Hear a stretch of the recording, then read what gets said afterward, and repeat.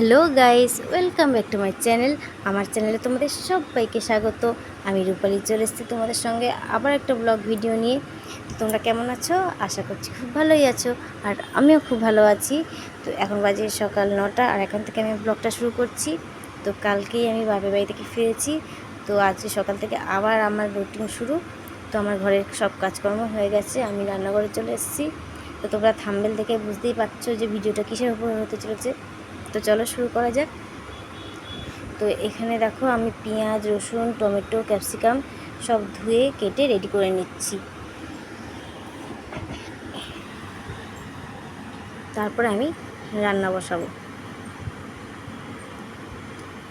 তো চলো, আমার এখানে কিন্তু সব কিছু কাটা হয়ে গেছে।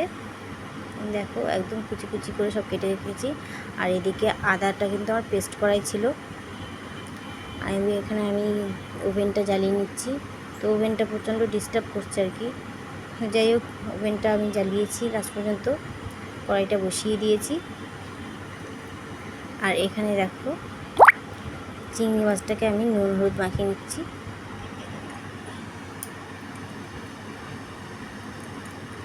চিংড়ি মাছটাকে আমি কেটে ধুয়ে রেখে দিয়েছিলাম, জল ঝরাতে দিয়েছিলাম। তো এবার আমি সেটাকে নুন হলুদ মাখিয়ে নিয়েছি। তারপরে নুন হলুদ মাখিয়ে কিছুক্ষণ রেখে দেবো। আর এখানে দেখো টমেটো, পেঁয়াজ আর রসুন আর লঙ্কা এগুলো আমি পেস্ট করে নেবো।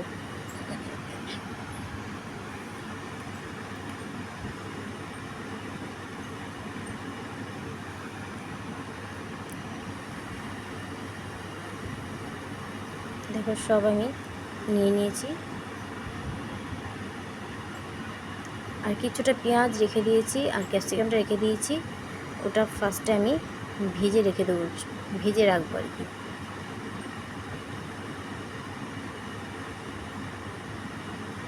তো দেখো আমি পেস্ট করে নিচ্ছি।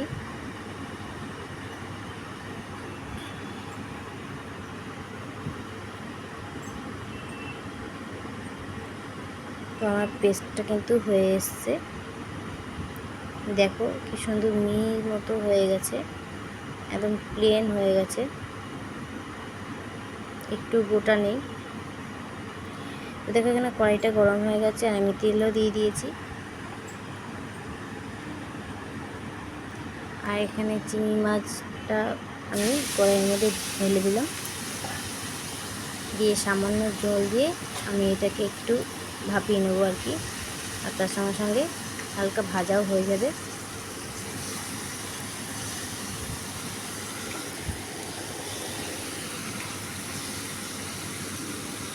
সামান্য একটু নেড়ে চেড়ে দিলাম।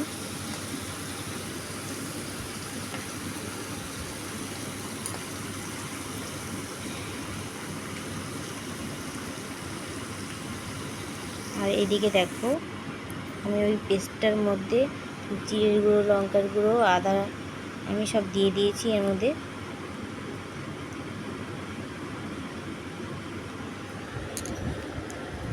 আর এদিকে আমার চিংড়ি মাছটা কিন্তু ভাজাও হয়ে এসছে।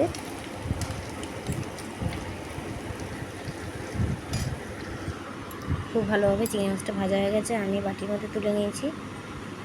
তারপরে আমি কড়াইয়ের মধ্যে সামান্য তেল দিয়ে নিলাম। তেল দিয়ে তার মধ্যে আমি জিরে ফোড়ন দিয়ে দিচ্ছি, আর তেজপাতা দিয়ে দিচ্ছি।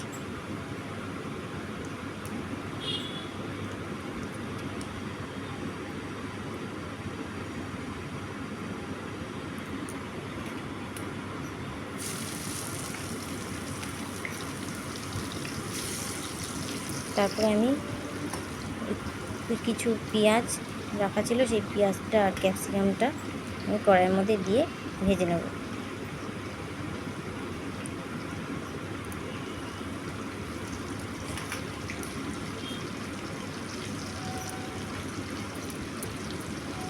তো দেখো পেঁয়াজটা আমি নেড়ে নিচ্ছি, দিয়ে নুন হলুদ দিয়ে আমি একটু ভেজে নেব।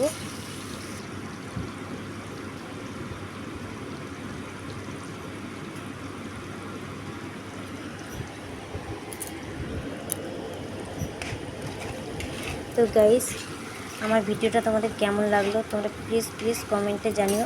আর যদি ভালো লেগে থাকে লাইক, সাবস্ক্রাইব এবং শেয়ার করে দিও। দেখো আমি এখানে নুন হলুদ দিয়ে দিয়েছি।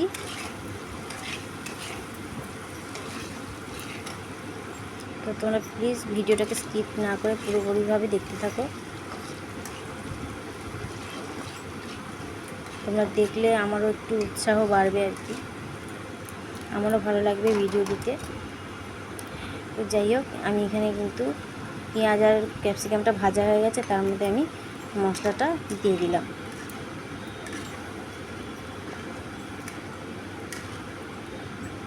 ভালো করে আমি নেড়ে চেড়ে নেব।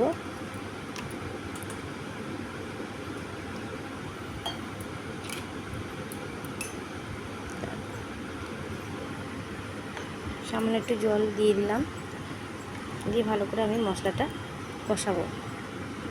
দেখো মশলাটা একটু সামান্য জল একটু ছেড়েছে, তারপর আমি একটু নুন আর একটু হলুদ দিয়ে দেবো।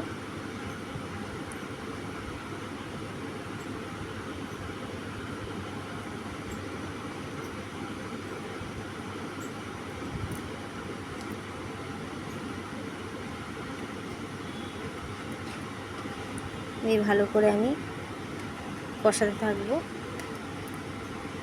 তো দেখো মশলা থেকে কিন্তু তেল ছেড়েছে।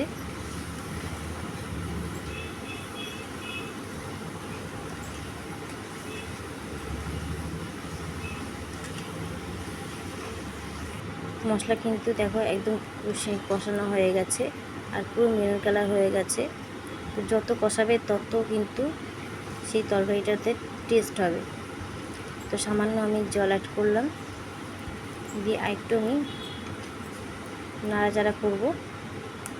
আর এইদিকে আমি জল আমি এই মশলার মধ্যে দিয়ে দিলাম, দিয়ে বাটির মধ্যে ঢেলে দিলাম।